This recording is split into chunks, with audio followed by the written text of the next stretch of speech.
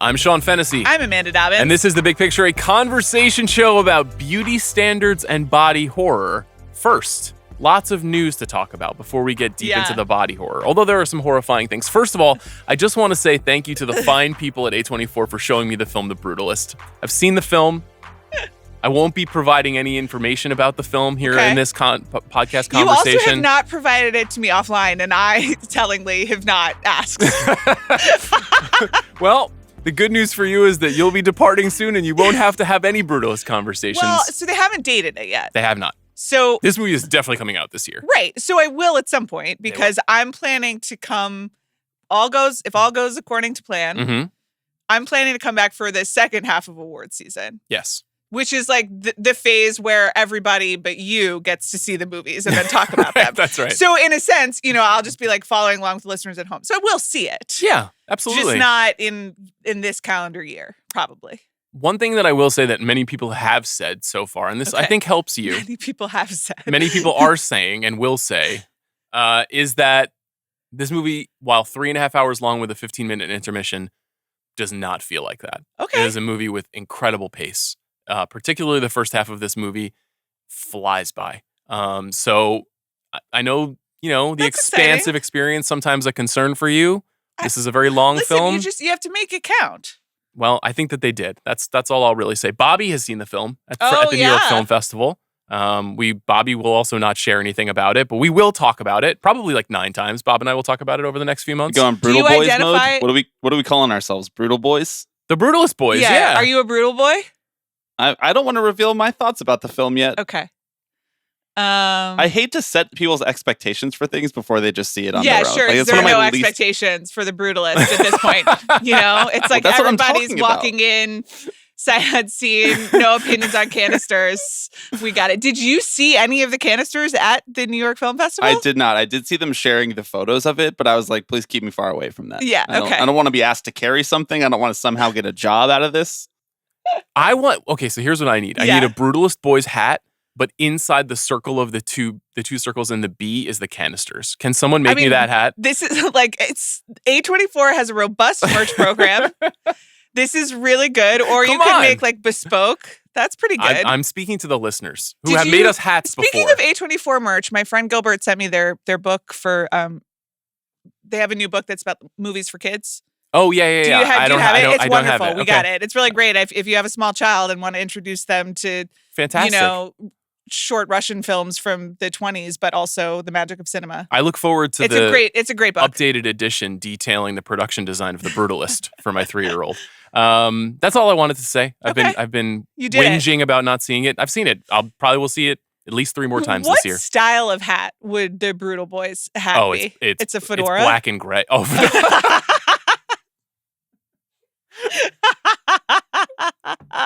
Yes, it is. It is a fedora. That's beautiful. There's really no other choice. I've never worn a fedora. I'm really glad to hear that. And I never would. Honestly think congratulations. What if I just went full Bogart in Maltese Falcon in my late 40s? Just every day, a trench coat, brown suit, red tie. There was a phase of your life where you were wearing suits to work every day. Well, I was working at GQ. Yeah. So, it's not a dress code, but there was a dress code. There's an Instagram that's been following me around where a very stylish model is wearing like basically a bowler hat along with the clothes, and I'm like perilously close to like buying bowler hat. Well, it's not really like a Droog from A Clockwork Orange. It's like it's between that and a cloche. It's not like full. I mean, obviously, I cannot pull it off. You should give birth whilst wearing a bowler hat. I think that would be an incredible photo op. They do make you put your hair back. So if you rolled up with a hat of some kind, maybe that would help. You'd look like a character from Chicago. I don't know. That'd be great. I'm so ready to be in my post-pregnancy fashion that I'm just like, maybe it'll be a hat, Great. I look forward to it. Has the episode where you did your look at this hat thing come out yet? I can't even keep track of all this episodes. Don't spoil it. Don't spoil it. That's my favorite conversation in a long time. Let's talk about something else that's ugly. Not quite body horror, but something a little bit different. So there was a small Golden Globes controversy again. We've been doing this show for 7, almost 8 years. Right. There was a Golden Globes controversy almost every year. The company was recently sold. It's now owned by Penske Media.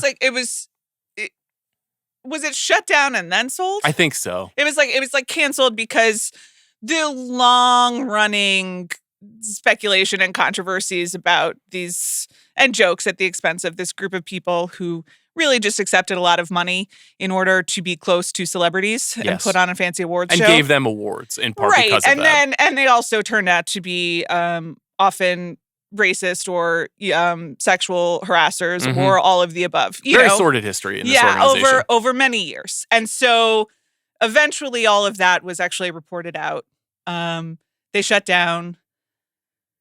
Penske acquired the rights and brought the Golden Globes back, sort of, with quote-unquote new ethics, lots more we're about to talk about them, lots more members, and, a commitment to honoring art or something. The great works of cinema. Sure, yeah. And television. Yeah. And now what happened? So Matt Bellany, host of The Town, and also who in his newsletter for Puck, reports that basically the Globes are just charging again to be near the journalists, quote unquote, who vote for these awards. Here are the rates. So last year, the Globes initiated submission fees, which do you have to pay to submit a film to the Oscars? I believe so, yes. Submission fees in general are bogus, but I think it's fairly common practice to have to pay. Yeah. This year, they're charging a $5,000 plus per project administration fee to put films and shows on its viewing portal, plus $2,000 per film and $350 per episode of TV as a submission fee, plus more for individual submissions. And then they're also, for a low six-figure price, offering basically like a private dinner with voters where you can bring your candidates to the thing. This is much more problematic. To me. The issue here, submission fees, it's not ideal in what you would want to be an objective race, but we're also talking about subjectively measuring the quality of art. We're talking like $10,000, $12,000, $15,000. Anytime you actually have the figures, I like to know about them. Yeah. This is low six-figure price. So it's Variety, the trade trade publication that is pitching the, quote, intimate curated dinners between the voters and the studios. That seems just not ethical at all. So I don't know how this is being adjudicated in any way. I can't imagine this is going to stand. Although, this is like a private organization ultimately, and they can do whatever they want. It just makes us continue to think that the Globes, while fun to talk about, and we will talk about them on the show. They put on a good television show. Absolutely. I think, is Nikki Glaser hosting this year? Inspired choice, right? Like that's the perfect person who should be taking shots at everybody in Hollywood at the Globes. They have now a long-running tradition of that. But the actual quality of the awards giving, a little dubious. The problem was that last year they were just so staid and following the conventional wisdom to not get in trouble. But you could make the case that if you take this stuff as seriously as we do, that this is quite a consequential Golden Globe ceremony. Yes. Because there's so few frontrunners, there's no set narrative that this nationally televised show could actually significantly influence Academy voters. Maybe not. I don't know. But it's possible. It's absolutely possible. And so if there's and it feels like every year, the more spread out the race is, the more any sort of signpost that people can hitch to, even to react to. Right.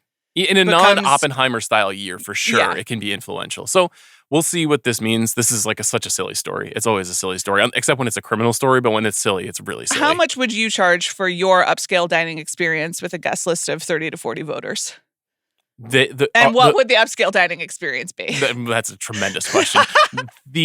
Just so I understand, the voters are dining with me, and I'm up for something. I guess so. I was asking, how much would you charge for being the curator of the upscale dining experience? Oh, and if the I guest was organizing list? this event, not the guest of honor, right? Well, one, I would never do something like this with my professional life. Of course. Two, this is after, by the way, a panel conversation with your contending talent. I'm quoting directly from the pitch. So first of all, you got to sit through an FYC event. And then you have to have an upscale dining I'll tell you something experience. else. I like an FYC event. Do you? So I wouldn't mind. I like to hear from artists and what they were thinking when they were making something. I do as well. The problem is often when it's about Emily in Paris. Or just, the problem is often the person hosting the panel That conversation and I've upscale been there. dining event. I've been there. There are people who are great at FYCs, and there are people who are not what I want not who I want to consider. How about that? Understandable. I have moderated my fair share of FYCs in the past. I think sometimes I've done just fine. Other times I've not done just fine. Yeah. It's dependent on a lot of factors. Nevertheless, I would probably say this is like buying a plate at a fundraiser or at a political nominee's fundraising dinner. I don't know, $5,000, something like that. $5,000 Yeah. is all you're charging?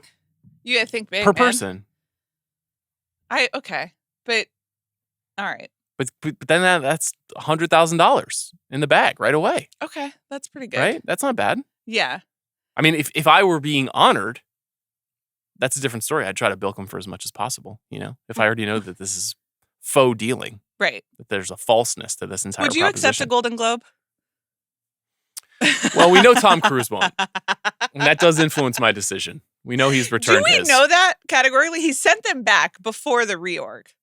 So you think he asked for them back when they were no? But reacquired? If they wanted to give him a new one, well, I don't know. Okay, let's give him a call, Tom.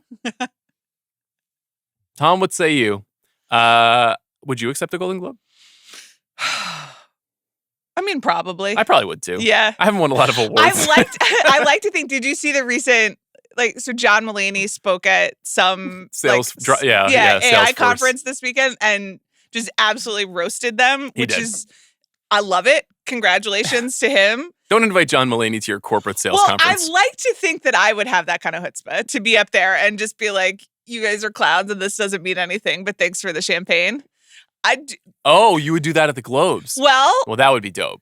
But would I actually do it? That's the thing is, that's how you know Mulaney is actually brave, is he's willing to look down the barrel of the 10,000 people in that room and insult them straight to hell. Right. I'm not sure if I could pull that off. The Globes, they've been a shameless organization for a long time, and they continue to toil in shame. Yeah. Speaking of shame. Sure. Shall we discuss the substance? Let's do it. So I've been talking to you about this movie for a couple of months now. The film first premiered at the Cannes Film Festival, where it received... That's why people tune in, to listen to you talk just right at me. Well, in some cases, perhaps they'll listen to the Brutalist conversation in that same fashion. I saw it a couple of months ago. It was acclaimed out of Cannes, but I would say there's a pretty significant divide in the reception. Some people love this movie. Some people think it is the absolute horror movie event of the year. Some people think it is idiotic tripe that completely misunderstands its target or misrepresents a critical feeling in the culture. It's written and directed by Coralie Fargeat, as I said. Stars Demi and Margaret Qualley and Dennis Quaid. It's a story about a woman who, on her 50th birthday, who is the host of a wildly successful aerobics TV program and also is an Academy Award winner. She's fired from her hit TV show, and with the expectation that she should be replaced by a younger woman, a more attractive woman, a more desirable woman in the slot that she's hosting in. And this sends her into a kind of tailspin. She gets into a car accident. She goes to the hospital. At the hospital, she's told by a nurse that she should consider a very special substance which will help her feel younger and more vital and bring her back to her glory days. She's given a phone number. She's given a phone number, and that phone number informs her of the substance. Right. And this leads her down an incredible path of discovery and destruction. We'll talk more about the details of the movie, but I have been eager to hear how you feel about this movie. I mean, you have been selling it specifically as just like an incredibly gross movie, that it was crucial that I see before I give birth to a human child. Yes. Was that a nice thing to do? And you were like, you texted me as you walked out, and you were like, you can't see it, but also like you have to, because we have to have a podcast about this. And somehow the timing worked out where it's like, I'm on delivery's door, and I went with a my fellow moviegoers to like a sneak preview, but still not a press screening, like a civilian screening. You're with the hoi polloi. That is not what I said. Okay. I was there with a lot of curious film goers. I was actually, you go to a sneak preview of what's the Blake Lively movie? It Ends With Us. It Ends With Us. Or, one of these with like a built-in fan base. Transformers 1, for example. You know what? I did actually, when I was going to my sneak preview of The Substance, I walked in behind 3 young women who were going to a Transformers 1 sneak preview that apparently came with, I don't know, there was like a sticker or a magnet, or there was like some special Transformers merch. Oh, you didn't snag me one? Damn. But no, because I was a little late to the movie. Okay. and bless them, and it's their right, but they did like spend some time being like, Optimus, they were given Optimus Prime, and I think they wanted like another character Megatron? in the rainbow. I'm not really God. sure, but they did actually like hold up the line in order to, which is fine, Listen. I just want to say, for my Transformers 1 heads out there will be Transformers 1 content on this feed later this week. I promise you that. It's an interesting time to be talking about Transformers. Anyhow, you went to a sneak preview. Yeah. Was it like a rowdy body horror crowd where people were like, I know this movie's going to be crazy, I can't wait? No, it was somewhere in between. Okay. It was, I think, because this movie has had a lot of hype, at least among, indie film world, film Twitter world, young women on the internet world, which is sort of cool. And I think some of the dichotomy that you were talking about in the reaction is that it does feel like this movie is bringing a new type of audience to a beloved genre. I have devised my top 10 in this genre for our discussion today. But so I just honestly, like, a lot of 27-year-olds who, shout out to are you 27, Bob? 28? I don't know, 28? 28 now. Yeah. Happy birthday. It was like 6 months ago, but thank you. Trying to respect you, I'm just trying to, but the actual substance is Brat Green, we're having a moment. And so that seemed to be the crowd that I was with. And also has definitely, that's the crowd that my algorithm has reached onto. Yeah. I think the movie is baby's first body horror in a lot of ways. It just so happens to be an incredibly extreme version of body horror. This is not a over-intellectualized, sort of restrained version of this kind of a movie.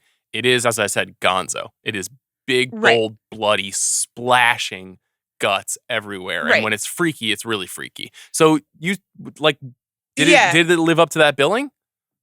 Yeah, of course. No, it was very gross. I liked it. Okay. I texted you afterwards and I was like, I liked it. This movie is 2 hours and 20 minutes long. And honestly, for the first 2 hours, I was like, men are silly. This isn't gross at all.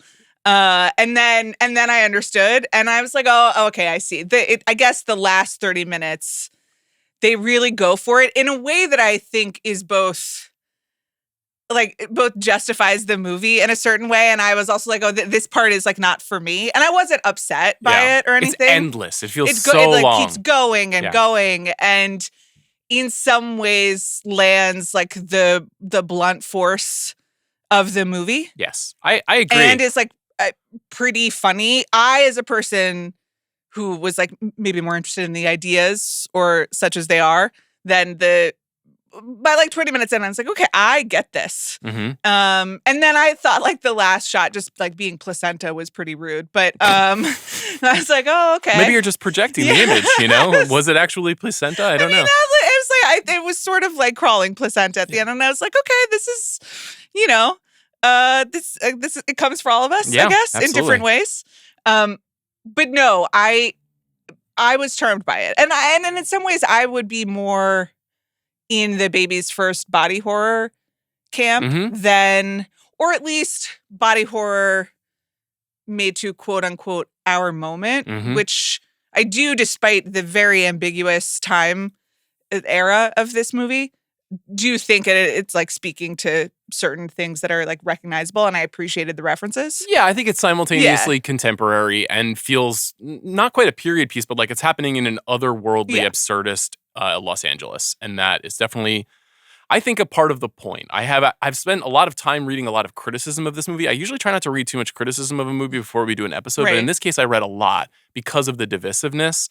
And I think that there are a lot of if a movie's plotting and its logic is messy and that is a big issue for you, this might be a hard movie to accept. If also a movie does not necessarily discreetly align with your own personal politics and that bothers you, or your own personal perception of an idea, that might be an issue. We've been talking about this year where like a movie like Trap or a movie like Longlegs, movies that like are very ambitious and very entertaining, but are a little bit messy in their construction, or like you can see a kind of flaw in the design. Yeah.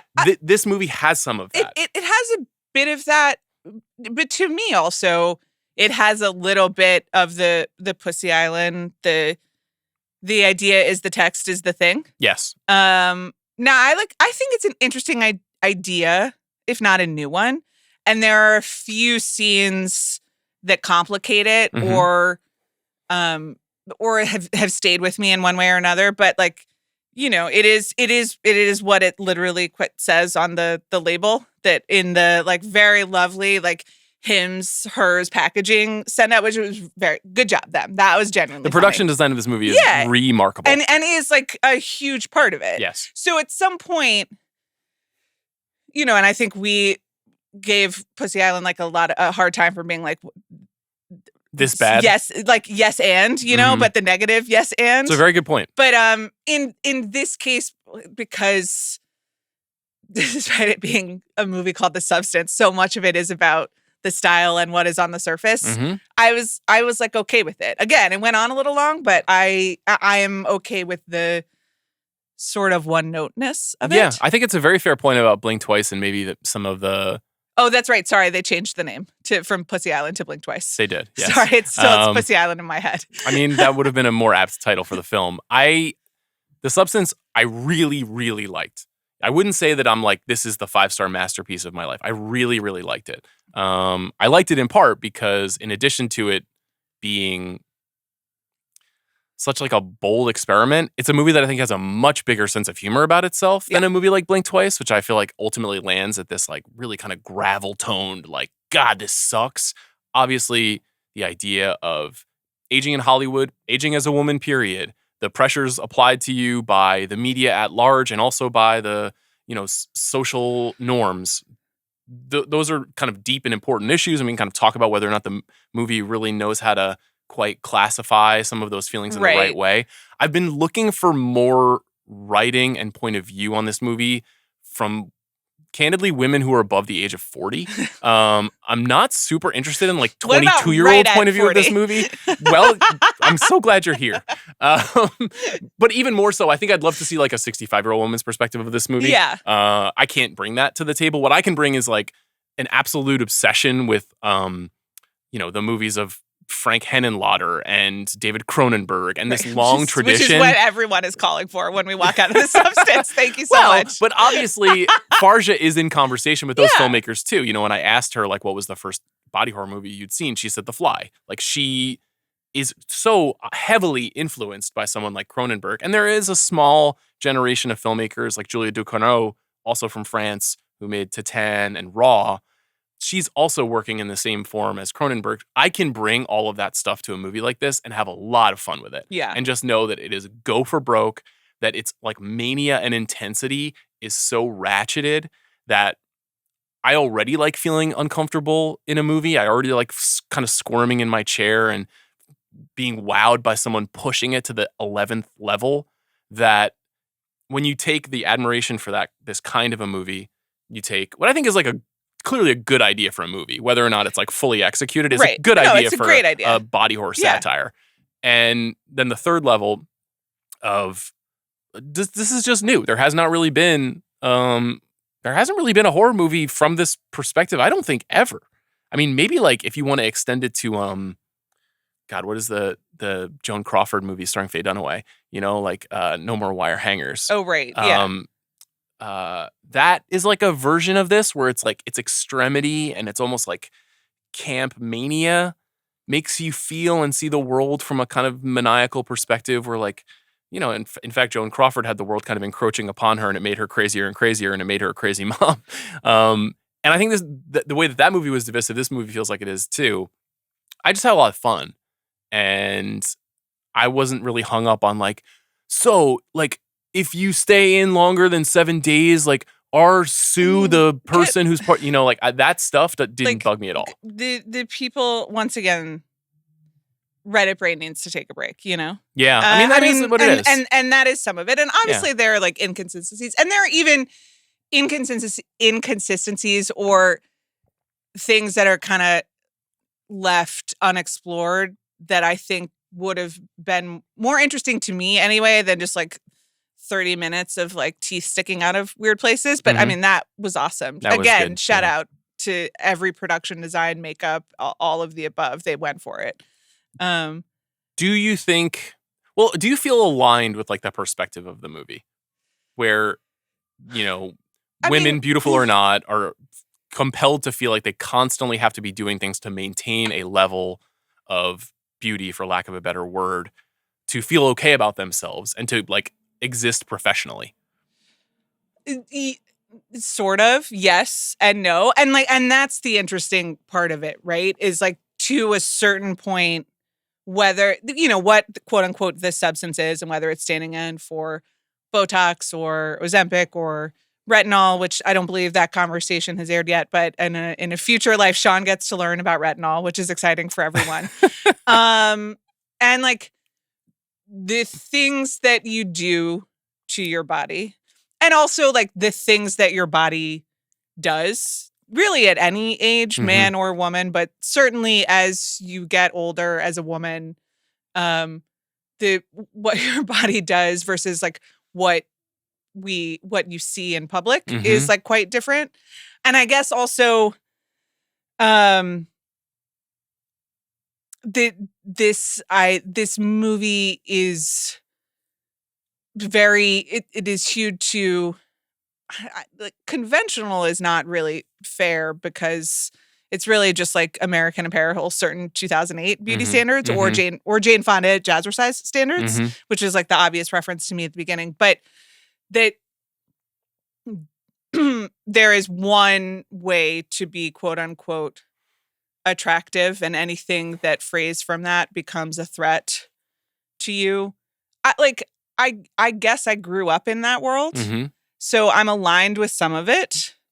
I think, it's funny. It was funny watching this and being maybe things have gotten better since, which I think is absolute bullshit, and obviously they haven't, and the world is run by terrible men. But also, we got to be real. If you think that is true, then ultimately you probably are in alignment with the film's satire, right? Where the only male characters are ogling, evil, gross, bad actors. Right. But, the professional success aspect is pretty narrow in the sense of I have not chosen to be a Jazzercise star.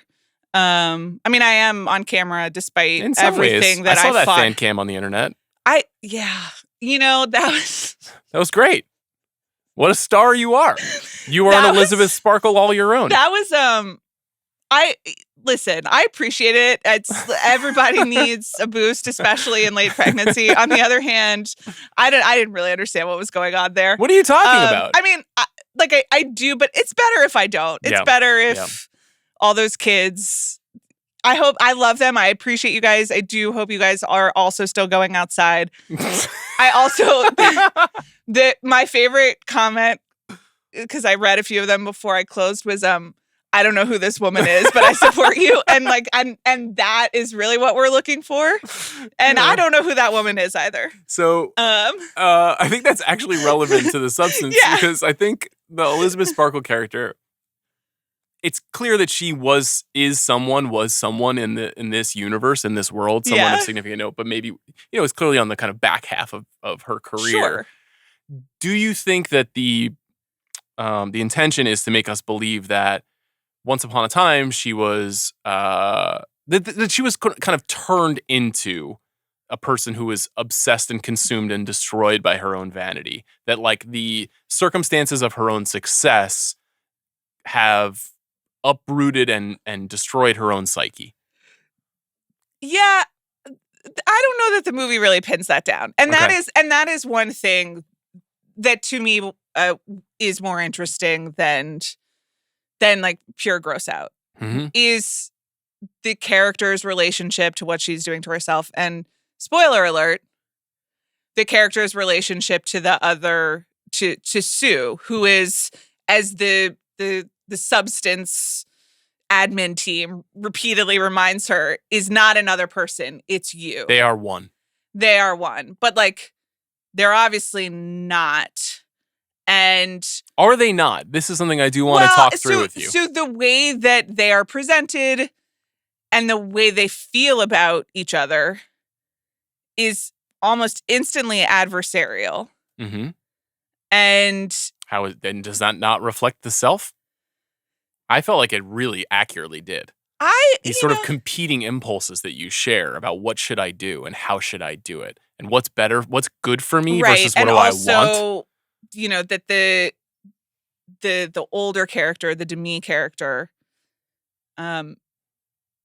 doesn't benefit at all from the Sue experience. And in fact, it like makes her unhappier even before the medicine goes awry and she starts really grossly aging. Yeah, we should say that, if you don't want to hear any more about the movie, we've kind of just given basically the first 20 minutes in terms of the outline of the story. Yeah. But we need to talk more in detail about the story. So, as Amanda said, spoiler alert for Things in the Substance. The moment when we meet Sue, when she is born literally out of the back in like just an extraordinary act of horror filmmaking. Right. That I honestly thought was very beautiful. This is the point cool. where I was like, oh, this is nothing. It was. I mean, it's just like it was that to me was very Cronenbergian. On the white tile floor, very sculptural. Like it was like art, but it wasn't gross. It was just memorable. Yeah, it was like Matthew Barney. Yes, it was like an artistic kind of disgusting. And when Sue is born, we learn that the dynamics of the substance are critical, that it's essentially 7 days in and 7 days out. So for 7 days, Elizabeth has to be Elizabeth. And then for 7 days, Sue can be Sue. And while Sue is out in the world, Elizabeth is essentially asleep, naked on this white tile and vice versa. And even though they are one, they have these kind of competing interests. Sue naturally slides right into Elizabeth's role as the host of a new show. And she is ogled even more deeply by Dennis Quaid's character, even more of a sex object, even than what it seems like her counterpart was.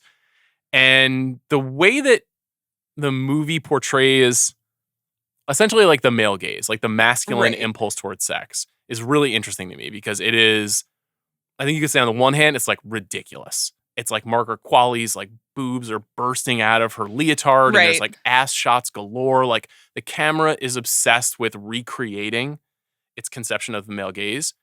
On the other hand, it's also so ridiculous that it could read to you as either heavy satire or like, this is too much. Like you're overdoing it and it's kind of obnoxious and not only not fun to be with, but dumb. Yeah. I was 100% in the former camp. In that it was knowing, in that it's satire, and also in something that I thought was very smart and extends to the whole movie, but that it's like that it takes a lot of work and creation and fakery in order for any of that imagery to exist, that like it's not real. Like the male gaze is maybe real, but it is all imagined and can't exist outside of these like very, very intensely created experiences. Yes. Which is like true of all things. I mean, when I'm feeling low, I just remember how much money is spent on every single glossy magazine shoot. Like it takes hundreds of thousands of dollars to make the most beautiful people in the world look that way for 1 second. But it's just, it is all artifice. It's all substance, in the injection sense, not in the word meaning sense. Totally. One other thing I liked about everything around the Sue experience in the first half of the movie was just the absolutely puerile nature of everything that she was like participating in. That the show not even an aerobic show anymore. It's just like a dance show that she's the star of, That's which is a somehow massive also hit. a morning show. Yes. Which, by the way, they're advertising for as like a classified ad in the newspaper. So again, there is as much like sleazy like De Palma 80s in this as there is in, Instagram American Apparel. It's a good point. It is a smash up of all of those different things. And I think if you over literalize the reading of the movie, you'll hit a wall pretty quickly. If you accept that, like, for example, near the end of the movie, she's hosting the New Year's Eve show and that is the biggest show of the year. Right. And that is also filmed in like one small auditorium and that all the showgirls can be topless on national TV. And it looks like a middle school talent show. And like, why are all the executives sitting in auditorium seats? This is an outsized, outlandish, ridiculous horror comedy satire nightmare. So I kind of enjoyed all of those different choices. I thought all that stuff worked really, really well. I think Margaret Qualley as the rendition of your sexual subconscious in a way for an older woman was kind of perfect. Yeah. Like, I think Margaret Qualley's going through this interesting phase of her career where she's obviously beautiful and she obviously has this kind of like ditzy, powerful affectation. It's like a very modern kind of like young millennial, old Gen Z, like I'm really smart and strong, but also I'm not afraid to laugh a lot and flirt with you. And she's been playing on it. She played on that in Poor Things. She played on that in, I forget the Christopher Abbott movie she was in where she was a dominatrix. She's constantly taking parts where she's kind of capitalizing on her standing as an actress. So I thought that was great. And then the flip side is the most important part of the movie, the most essential part of the movie, which is Demi Moore. Yeah. So Demi Moore, 61 years old. 61, going to the absolute limits in this movie. Stripping nude, having intense freakouts, doing the absolute most you can do as a physical performer. Right. Committing fully to the movie. Someone who really hasn't been in mainstream movies for almost 2 decades. Someone had pointed out that the Charlie's Angels Full Throttle is probably the last big American movie that she was in. She's been working through that time for sure, but has not been at the center. And there's been a lot of press around her. She was in like CBS This Morning over the weekend. She's been on NPR. And there was also, she did release a memoir. That's right. Written with Ariel Levy of The New Yorker, which I really recommend as far as celebrity memoirs go. And it is like some really difficult things in that memoir. Some really difficult stuff. And also, I think because she's working with such a great writer, like a lot of candor about the experience of being a celebrity that you don't often get. She's lived a very different life than Jane Fonda in a lot of ways, but like the Jane Fonda twinning at the beginning and then the Jane Fonda, again, one of the great celebrity memoirs, if you haven't read it, of two women who, as most women are in Hollywood, are like used up for their looks and then really do go through a fallow period. And if you think about that time period, if she left movies more or less, she's still in her early 40s. Yeah. So it's even before the Elizabeth Sparkle 50-year dawning moment. And you contrast that with Demi Moore's 90s, which is one of the most powerful runs an actress has ever had. Right. I'm not sure if the movies that came out of that run were as good as I would want them to be. In fact, many of them are not very good. But the way that she lived inside the popular culture is really powerful and influential and fascinating. She started out as an 80s star, Brat Pack member. We talked about her appearance in the Brat Stock. And made some good movies and, had movies like About Last Night that kind of elevated her, St. Elmo's Fire. But then in the 90s, she gets into this stretch where her own sexuality and her own power and the way that she communicates it and her own body and the way she communicates about it in the movies and then in the press and then in her relationship with Bruce Willis, another megastar at the time, is so interesting, so worthy of examination. I mean, and you can't talk about it without talking about the Vanity Fair cover, which is in 1991, which like it is truly one of the iconic images of our lifetime. But she poses, she's as pregnant as I am, I hope, and but like completely naked on the cover of Vanity Fair, which just does not. We are very used to seeing some version of that now, but like at the time, no one, like literally no one had ever seen it, and it has become just like very ingrained in our mental images of what pregnant people look like, which is, I mean, hilarious because that's not what I look like or anyone else looks like right now. You know, she's so beautiful. And even there's this standard of it's something you're not used to seeing, but it's like sort of a perfect body image of this particular phase of life. Right, the pregnant Madonna. Yeah, but exactly. But also you pointed out earlier, like, I'm sure a lot of makeup and touching Totally, and, a lot of work went into creating that image, which is then burned into the brains of a generation of magazine readers. But that magazine cover is coming on the heels of the incredible success of Ghost, which is, I find, to be a very funny pairing. This would be a great double feature with The Substance, because another movie about basically talking to somebody who's not there. And then Indecent Proposal, which is a movie about literally buying her body. Right.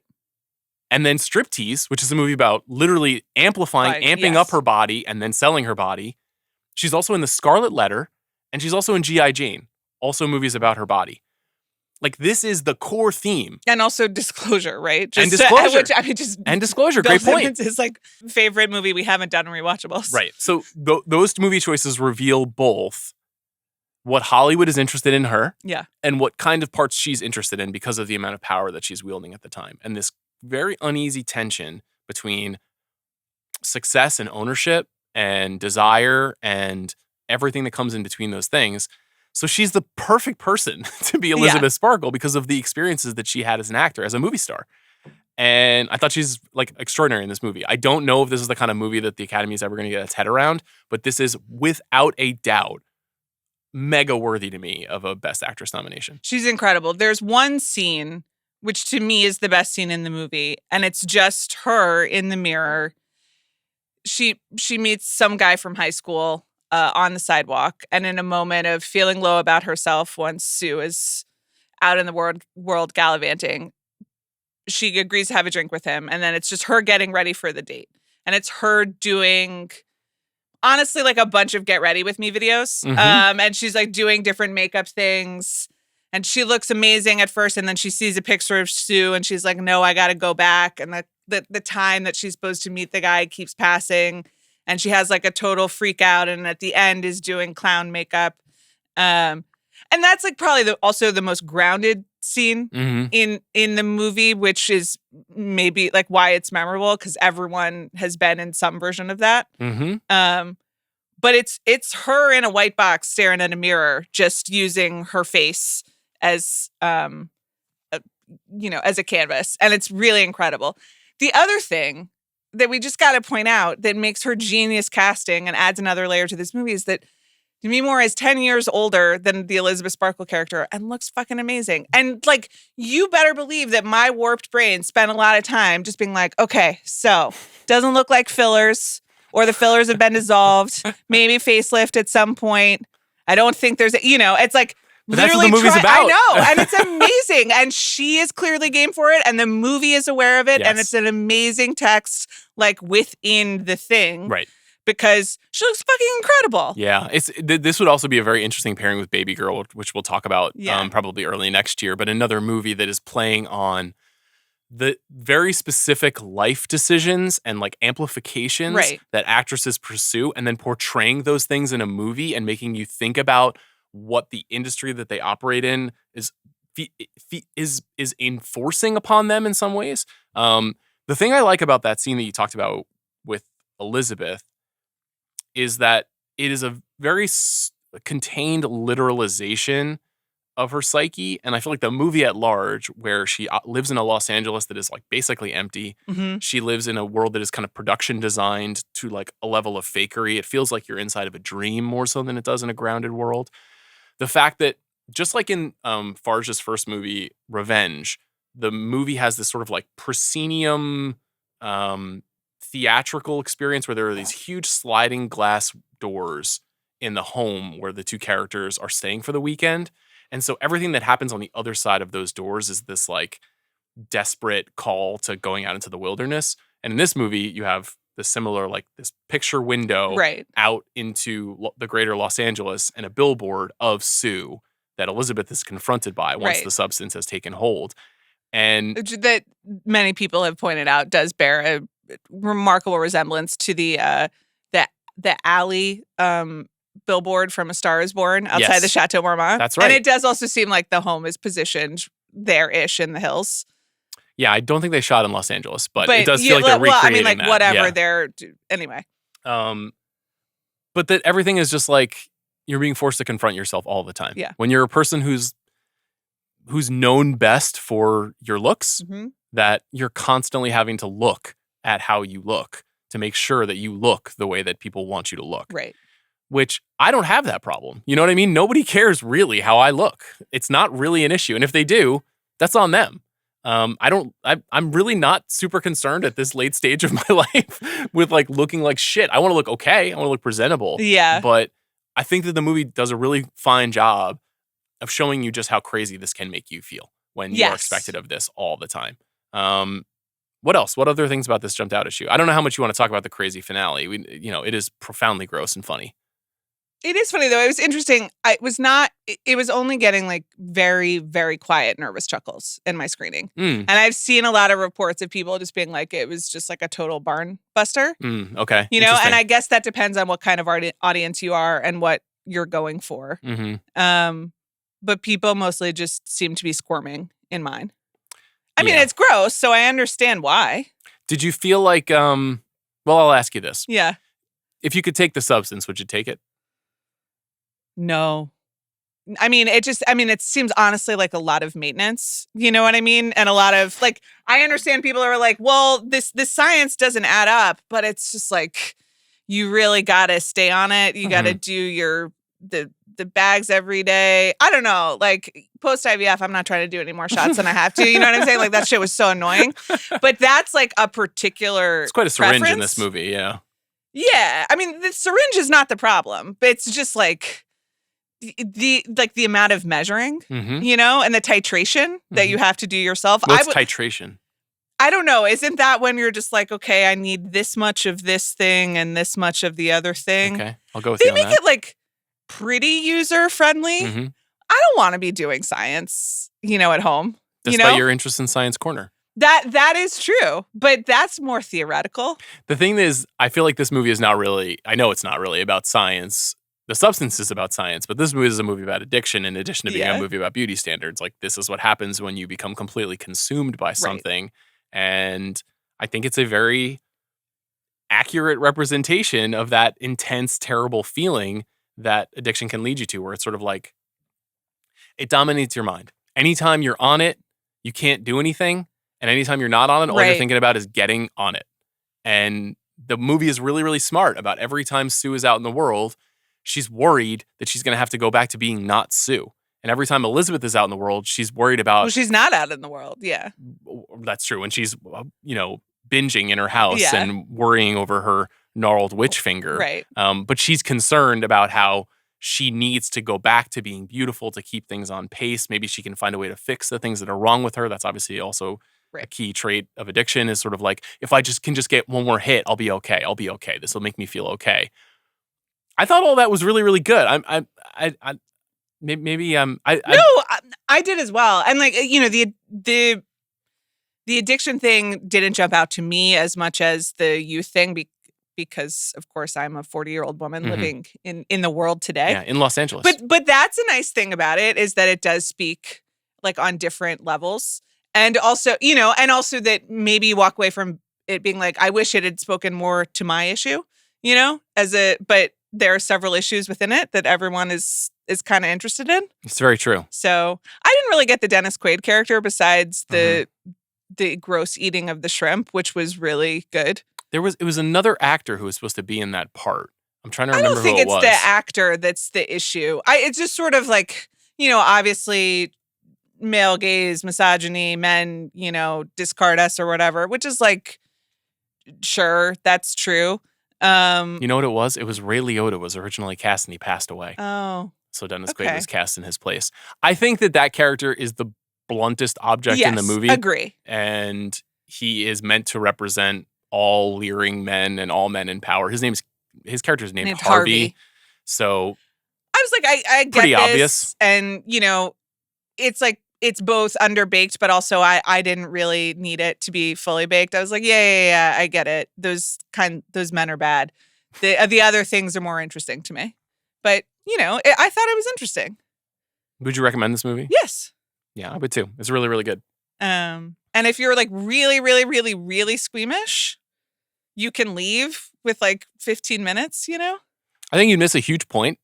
Yeah, I agree that like despite me sitting there being like, okay, I get it, like I'd like to go home and eat my ice cream now, but like I also do think it balances the movie in a lot of ways. I think I know the answer to this, but I'm just going to enunciate it.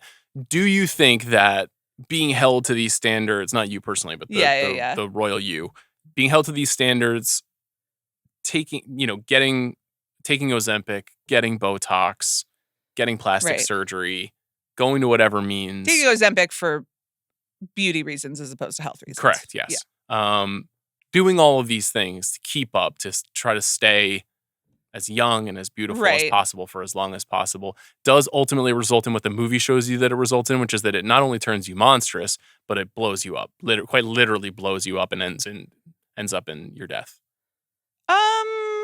I worry about it a lot. I mean, so here we go. Never done Botox. You're not allowed to do it while you're pregnant. Okay. But Thanks for sharing. Well, but then I'm not, soon, God willing, I won't be pregnant anymore. And I'm like, oh, interesting. Should I? Considering it. Yeah. And I like, because you become a certain age. Is this because of the fan cam or? No. Okay. It's because it's like more people I know are starting to do it or doing it in small ways, or I'm interested in this, or this would fix that, and it like, but I do, my main issue with the fillers is like, I see what happens after the fillers go away, Yeah. And I spend a lot of time looking at pictures of people being like, well, the filler worked for a little while and then it didn't. And then now you're on a cycle. So, but that again is like a purely superficial obsession that I'm weighing two superficial issues, I'll tell you this. I respect you for your mind. Thank you so much. Yeah. I probably won't do any of them because honestly, it just seems like a lot of work. That's the other thing. Once again, just going back to like the maintenance thing, of how much time you get sucked into. Yeah. And money. I can't even remember to eat protein. So I have no idea how I'm going to find the time to get Botox injections. I will say this movie, I want to say two things. One thing that the movie reminded me of quite a bit was the moment in 2014 when Kim Novak presented at the Academy Awards, and she had clearly had a lot of work done, and people were incredibly mean about it online, and even she said even to her face, and she was incredibly depressed. Kim Novak, star of Vertigo, one of the most beautiful women in the history of Hollywood, someone who obviously had some of this work done because she was being held to the standard that she set when she was in 1959. Right. So I felt like this movie is almost like was like a one-to-one representation of sort of like, this is what we're doing to each other. This is what we're doing at large to women in this environment. Sure. The second thing is we're like we're on video. No, we're on camera now. I know. And we weren't forever. And maybe occasionally we were. Let me tell you one more thing about the fan cam is that they pulled some 2016 footage and I was like, thanks so much. And one of my friends was like, damn, you look great for being so pregnant. And I was like, well, some of that is from literally a decade ago. Yeah. But it does. I mean, I can't look at myself in the first place. But when I look at myself, I'm like, whew, dear God. But and that's not ideal. That's the other thing, like the Kim Novak thing and this movie, and what I think is most interesting is how much of it is external and how much of it is internal. Yes. And how much of it is like, and how much of it is also specific to if you are a person whose job is to be an image, which I'm not talking about us here. I'm talking about like the Kim Novaks of the world, or I guess the Jane Fondas. Yeah. And then it changes over time. I mean, that is a pretty crazy making thing. So some of it is very specific. Yeah. And some of it is, could be broader. I don't know. I did think the movie was interesting. It's very, very interesting.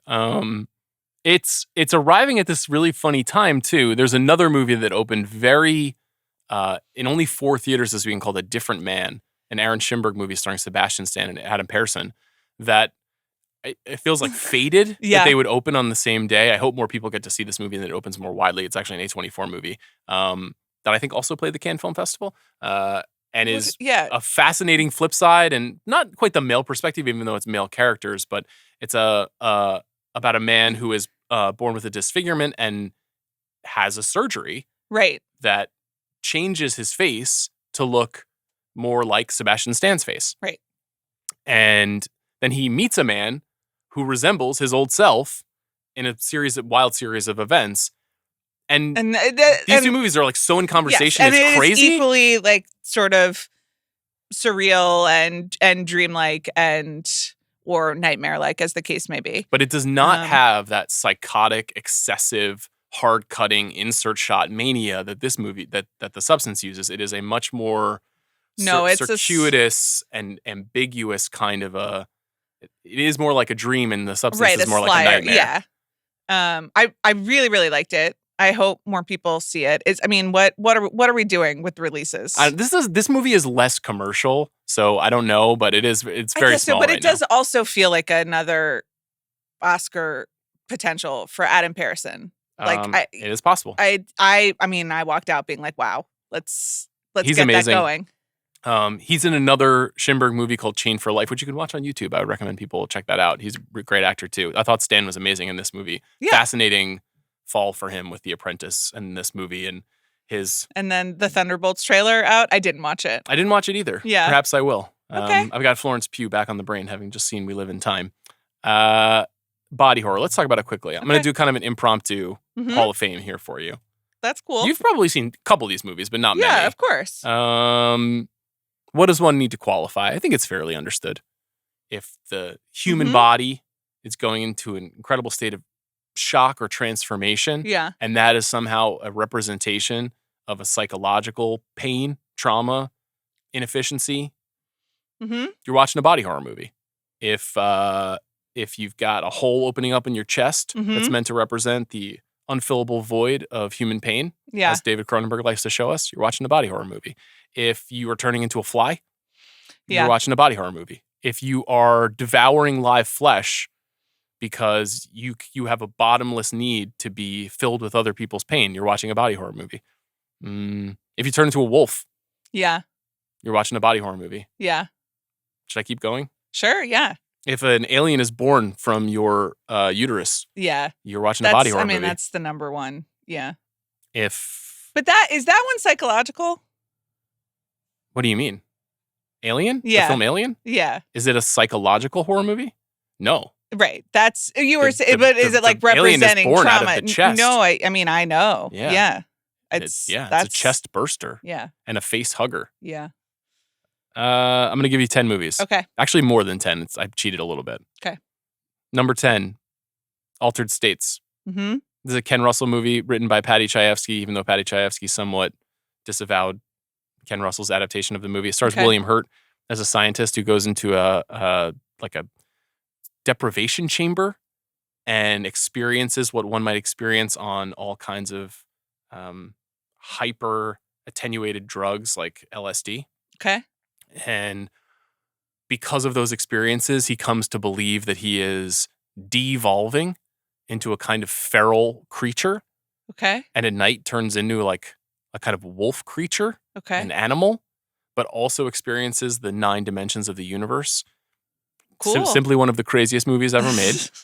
Huge fan of this movie. Great example of what happens when a very ambitious, wordy, talky script goes into the hands of a guy who's best served making visual chaos.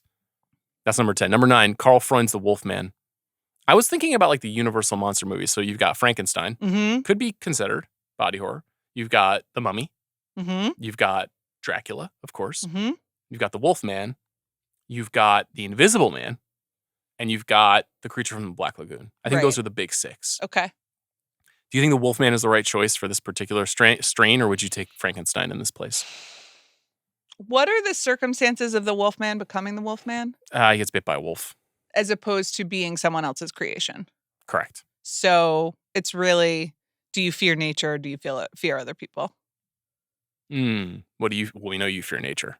I mean, a lot of the things that you are describing respectfully are boy problems, because that's true. This is a very male genre. Well, but it's just because like nature comes for us in other ways, as I'm living every single day. How do you mean? Well, like honestly, pregnancy is that is the biggest body horror of all, as we know. And like, obviously, like the cinema has explored it ad nauseum. But how do you think it stacks up to my this shit consistent is crazy. back pain?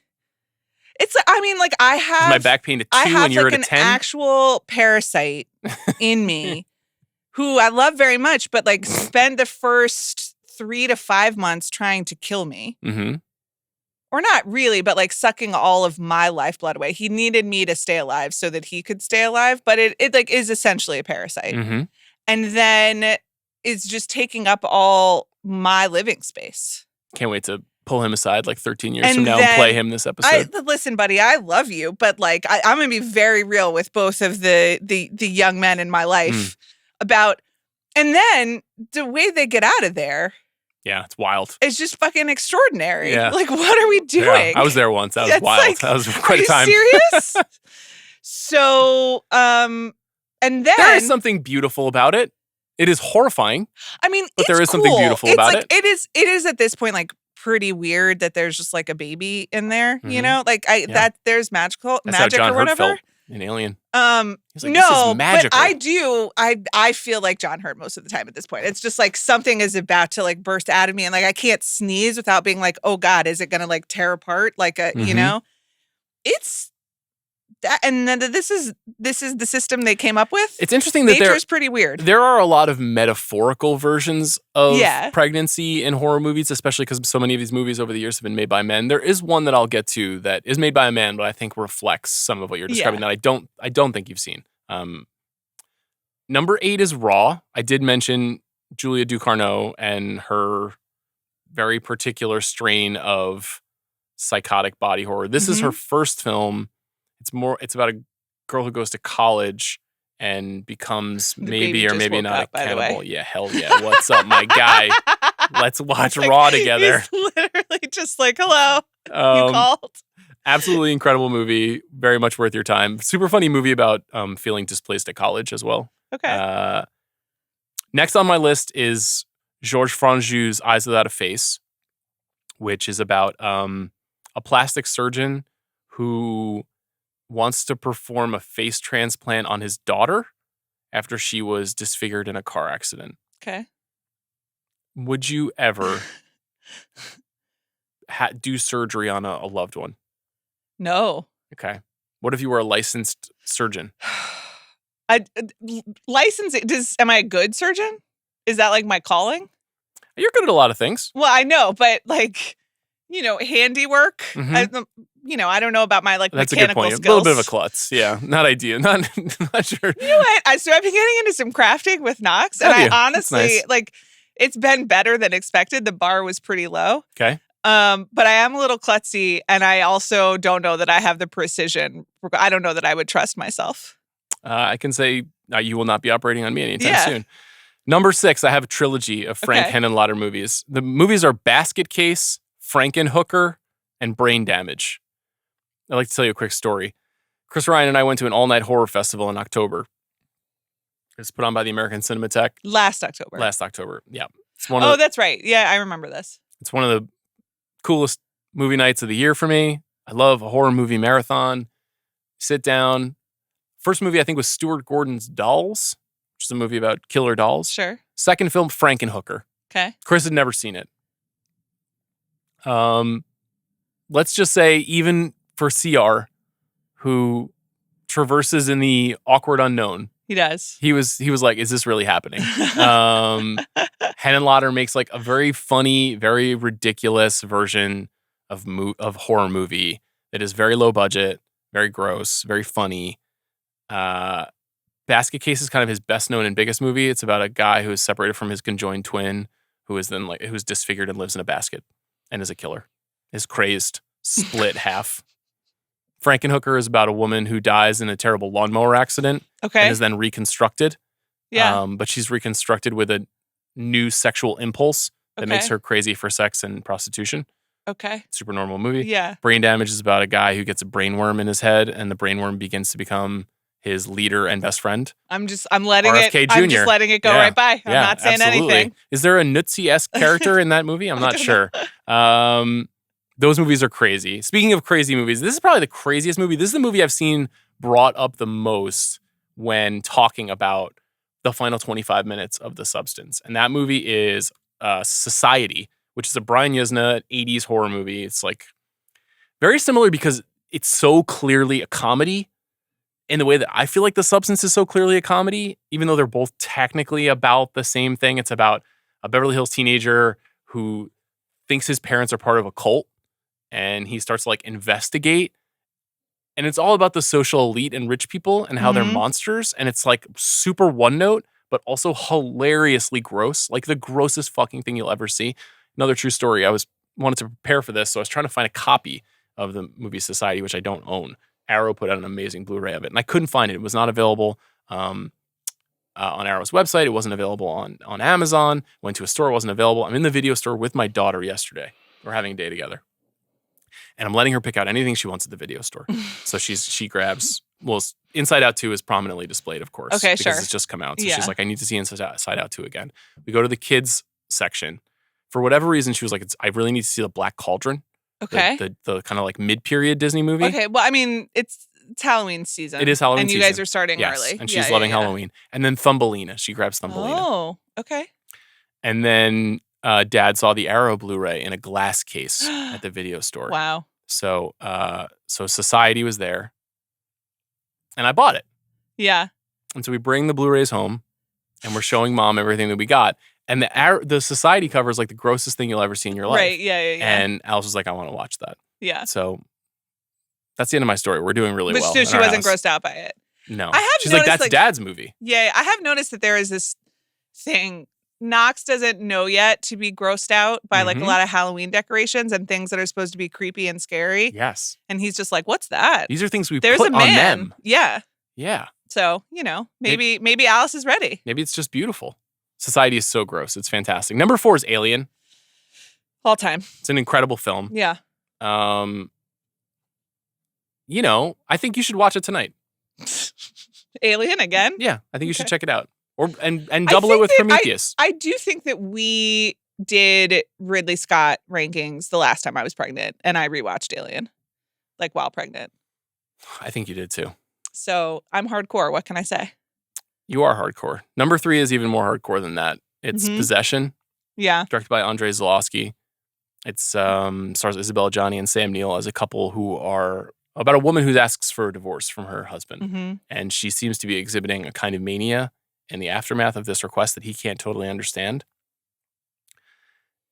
Through the first hour, you would not think of this as a body horror movie. Then something happens in the movie that, even by the standards of fucked up movies, blows your mind. Yeah. I won't say anything else if people haven't seen Possession. Number 2 is The Thing.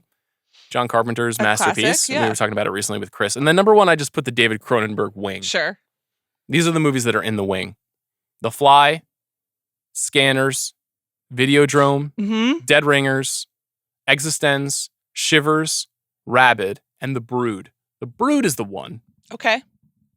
That is about pregnancy of a kind. Okay. And about children and what it's like to be around small children all the time. Oh, yeah. I mean, because that is the other half of the body horror, right? Then this thing comes out and then that you is gotta you, deal but with it. not you. Yes, exactly. And Speaking has of like doubling. a tremendous, like, physical, biological power on you. Yes. But are also nightmares. I would highly recommend that movie to anybody. It's very, very strange. Cronenberg, his film just acquired by Janus Sideshow, The Shrouds. So we'll be able to see it. You heard Adam name it on the show last week, raving about that great film. So I think I'm seeing it at the New York Film Festival.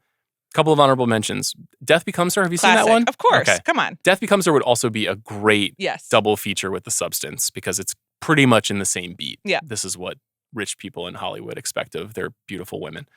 Reanimator. Wonderful movie. Brain Dead. Tetsuo. Did you think Black Swan applies here? I was thinking of the fingernails and the toenails. I thought of Black Swan while watching this movie. Okay. It is also, it's anything that's about girl problems, There's another one here that I would venture to guess you haven't seen, but you should check out, which is called Ginger Snaps, which is a very culty horror movie. It came out in 2001. It's about two sisters who, the night that one of the sisters gets her period is savagely attacked by a creature. Oh. And the whole movie is like a big metaphor for the Yeah, menstrual cycle. yeah. I mean, very fun. valid. Beloved movie.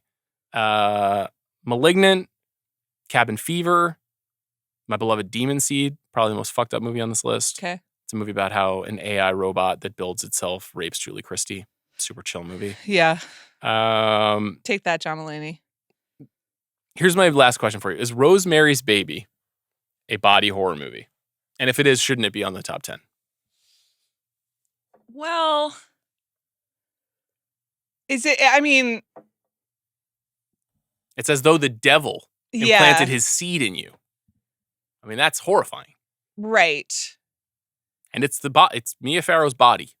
That is true. You see that shot of her with like the scratches from the Rough Night with Cassavetes? Yeah.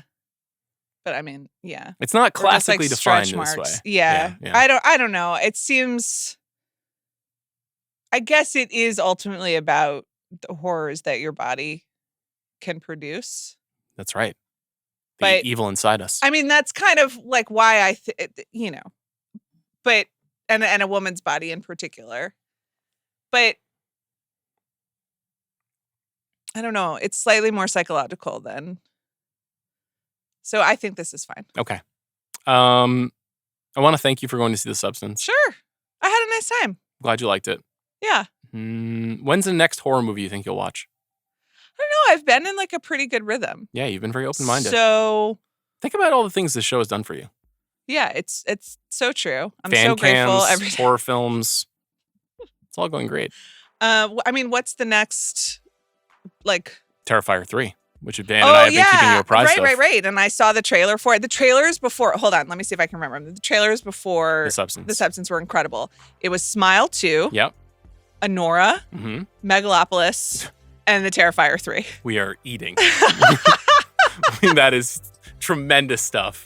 I wish I was at that screening. Okay. You guys didn't tell me he's Santa. I love a Christmas movie. It's a Christmas movie. It is a Christmas movie. Creepy Santa, let's go. Yeah, I'm sure it'll be just like It's a Wonderful Life. Thanks to Jack Sanders. Thanks to Amanda. Thanks to our producer, Bobby Wagner, for his work on today's episode. Later this week on the show, Amanda and I will dig into Wolves, the new George Clooney and Brad Pitt movie. Yeah. You've seen it? No, I have a date tomorrow with myself. Oh, I'm very excited for you. And some appetizers. Okay, well, we'll see you then.